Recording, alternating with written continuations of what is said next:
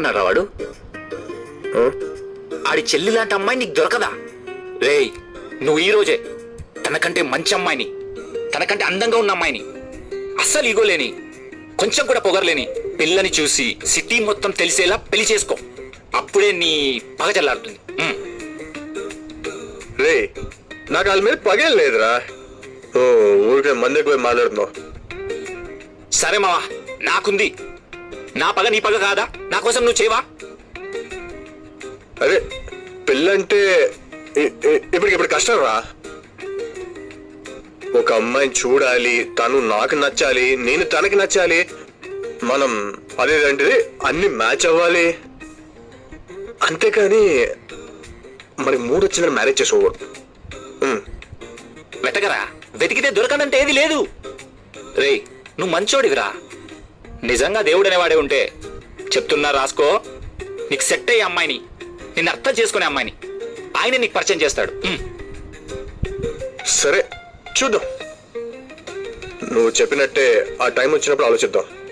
Time మన చేతుల్లో ఉంది మావా. రేపటి నుంచే నీ టైం స్టార్ట్. పొరపాటున ఎవరైనా అమ్మాయి పరిచయం అయితే కొంచెం రొమాంటిక్గా మాట్లాడు, రాకపోతే నేర్చుకో.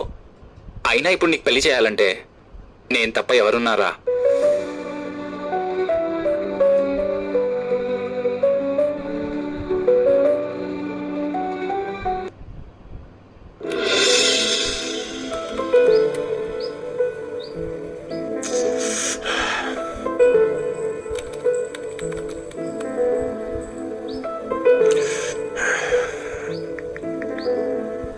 ఇవి ఆర్గనైజ్డ్ ఉంచుకుంటే at least things will be kept. Just second. ఈ ఇన్ఫ్లుయెన్సర్కి టైం సెన్స్ లేదు, వేరే వాళ్ళని చూడండి. తప్పదు సార్, వెయిట్ చేయాలి.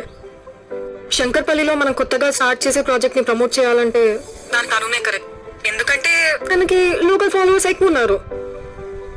సరే, త్వరగా రమ్మనండి. కొంచెం కూడా టైం సెన్స్ లేని అమ్మాయిని రిఫర్ చేసింది ఎవరు? ఇంకెవరు? శ్రీరామ్ సార్. వాడు వెతికి మరి ఇలాంటి వాళ్ళని పట్టుకుని వస్తాడు. సరే, నేను ఇంకొక హాఫ్ అన్ అవర్ మాత్రమే వెయిట్ చేస్తాను. రాకపోతే నేను వెళ్ళిపోతా. Okay sir. డన్.